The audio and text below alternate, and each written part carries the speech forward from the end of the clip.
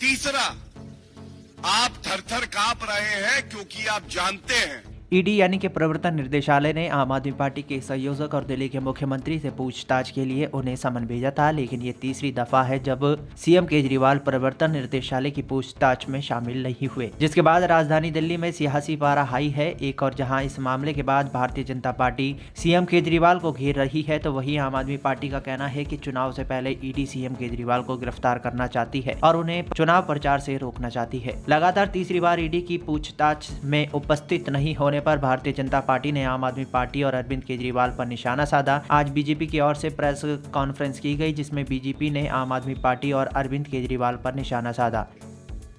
और हम सब जानते हैं कि आम आदमी पार्टी पापी आप में बिना अरविंद केजरीवाल से पूछे पत्ता नहीं हिलता। तो ये इतना बड़ा शराब का घोटाला कैसे हो गया? आज अरविंद केजरीवाल को ईडी के समक्ष जाके सारे तथ्य रखने चाहिए थे, सारे साक्ष्य रखते और दिखा देते जनता को कि अगर उन्होंने कहा था कि ईमानदारी की राजनीति करने वो आए हैं तो उस पथ पे वो चल रहे हैं, लेकिन ऐसा हुआ नहीं और ये बहुत दुख की बात है। और इसके साथ ये भी आज पूछा जाएगा, ये बार बार जो कहते हैं कि चुनाव आ रहा है, विपक्ष के नेताओं को परेशान किया जा रहा है। दो पहलू बड़े महत्वपूर्ण हैं। पहला, एक सर्वोच्च न्यायालय या उच्च न्यायालय का आदेश दिखाएं, विपक्षी पार्टी का कोई नेता जिसके ऊपर भ्रष्टाचार की कार्रवाई हुई और न्यायालय ने उसको निरस्त कर दिया, रद्द कर दिया। एक नहीं, बल्कि आप सबको ज्ञात है कि 14 पार्टियां सर्वोच्च न्यायालय गई, इसी तरह की दलीलें दी गई और वो याचिका निरस्त हुई। दूसरा, अपने आप को कट्टर ईमानदार कहते हो, इस मंच से चुनौती है अरविंद केजरीवाल, कट्टर बेईमान। ये बताओ, जब आईटी रेड में 550 करोड़ रुपए नगद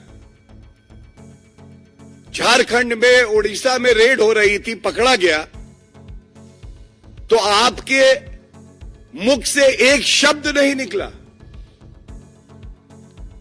जब इसी तरह से बेंगलुरु में 125 करोड़ रुपए कैश पकड़ा गया,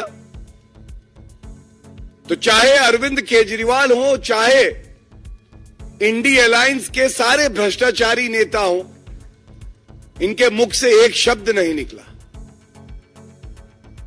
इनको जोड़े क्या है? इनको जोड़े है भ्रष्टाचार का गोंद। और दूसरी तरफ आदरणीय प्रधानमंत्री जी के नेतृत्व में केंद्र की सरकार है जिसका मकसद है जीरो टॉलरेंस फॉर करप्शन, कोई भ्रष्टाचारी बचने ना पाए। इस सिद्धांत पे जांच एजेंसियां जिनको खुला हाथ दिया गया है, जो निष्पक्ष है, स्वतंत्र है, कार्य कर रही हैं।